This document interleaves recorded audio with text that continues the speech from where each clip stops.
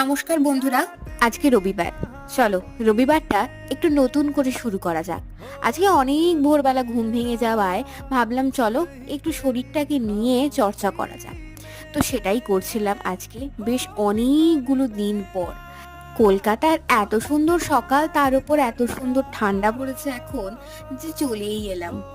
তারপর ছাদে যে বাগানটা হয়েছে, সেই ছাদের বাগানটা দেখে এই যে পিটুনিয়া ফুলগুলো এত সুন্দর লাগে, এত সুন্দর লাগে যে চোখ না দিয়ে থাকতেই পারি না।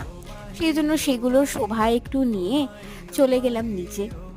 বাগান দেখতে দেখতে এক কাপ চা, তারপর রেডি হয়ে নিয়েছি। হ্যাঁ, রবিবার হলেও ছুটি নেই, ডিউটি যেতে হবে।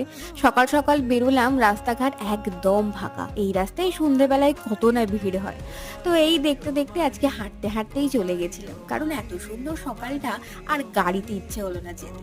ব্যাস বলতে বলতে চলে এলাম হসপিটাল।